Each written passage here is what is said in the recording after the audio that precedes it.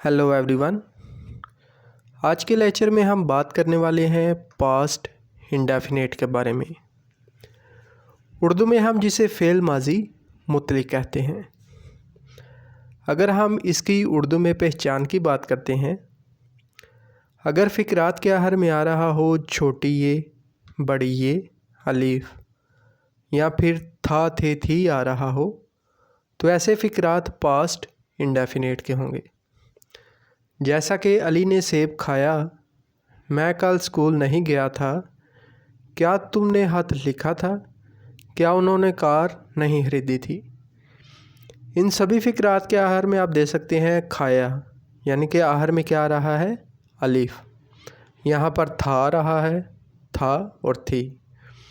छोटी ये, बड़ी ये, अलीफ या फिर था थे थी आ रहा हो तो ऐसे फ़िक्रात पास्ट इंडेफिनिट के होंगे। अब इनके स्ट्रक्चर की बात करते हैं कि हम सेंटेंसेस को इंग्लिश में किस तरह से बना पाएंगे, उसका क्या मेथड होगा।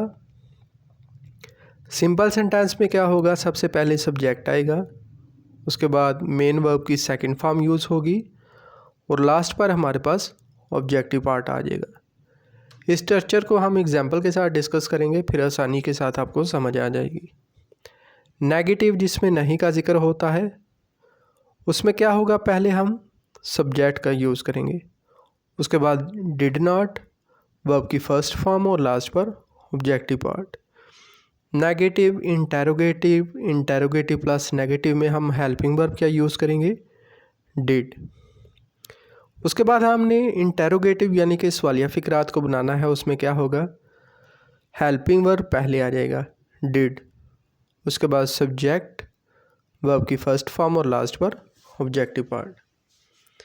इंटेरोगेटिव प्लस नेगेटिव, इसका क्या मतलब होता है कि एक ही फ़िक्रे में सवालिया भी आ जाए और मनफी भी आ जाए, उसे हम इंटेरोगेटिव प्लस नेगेटिव सेंटेंस कहते हैं। इसमें क्या होगा, डिड पहले आएगा क्योंकि फ़िक्रा इंटेरोगेटिव यानी कि सवालिया है। उसके बाद सब्जेक्ट, नॉट, वर्ब की फर्स्ट फॉर्म और लास्ट पर ऑब्जेक्टिव पार्ट। अब इन मेथड को हम एग्जाम्पल के साथ डिस्कस करते हैं ताकि आपको समझने में आसानी हो जाए। तो सबसे पहले हमने क्या काम करना है, उर्दू में पहचान को देखना है। एग्जाम्पल क्या है, अली ने सेब खाया, फ़िक्रे के आखिर में आ रहा है अलिफ, तो ये वाला फ़िक्रा पास्ट इंडेफिनिट का होगा क्योंकि हमने उर्दू में बात की है कि अगर छोटी ये, बड़ी ये, अलिफ आए या फिर था थे थी आए तो वो वाला फ़िक्रा पास्ट इंडेफिनिट का होगा। सिंपल सेंटेंस है, इसको हम किस स्ट्रक्चर के साथ बनाएंगे, सब्जेक्ट, मेन वर्ब की सेकंड फॉर्म और लास्ट पर ऑब्जेक्टिव पार्ट। अली ने सेब खाया, सब्जेक्ट क्या है, काम करने वाला अली। मेन वर्ब की सेकंड फॉर्म यूज़ करेंगे, वो क्या है, एट। ईट मेन वर्ब की फर्स्ट फॉर्म होती है और एट मेन वर्ब की सेकंड फॉर्म। और ऑब्जेक्ट हमारे पास क्या है, एप्पल। सेम यही स्ट्रक्चर के साथ हमने सेंटेंस को बनाया है, पहले सब्जेक्ट आया है अली, उसके बाद मेन वर्ब की सेकंड फॉर्म एट और लास्ट पर objective part, Ali ate an Apple.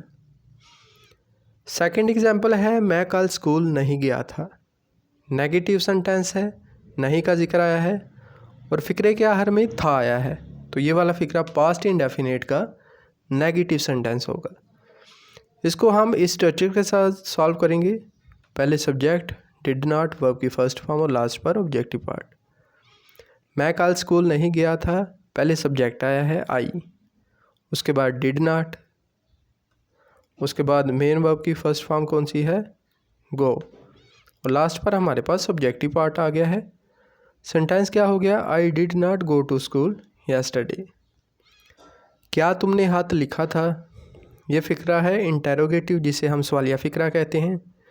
इसमें क्या होगा, हेल्पिंग वर्ब पहले आएगा यानी कि डिड, उसके बाद सब्जेक्ट यू, वर्ब की फर्स्ट फॉर्म और लास्ट पर objective part. Did you write a letter. और लास्ट एग्जांपल है, क्या उन्होंने कार नहीं खरीदी थी, interrogative plus negative sentence.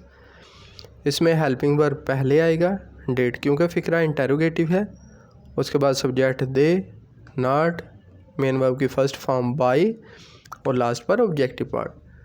Did they not buy a car. तो दोस्तों आज के लेक्चर में हमने पास्ट इंडेफिनेट, जिसे हम फ़ेल माजी मुतलिक कहते हैं, उसे हमने डिस्कस किया है।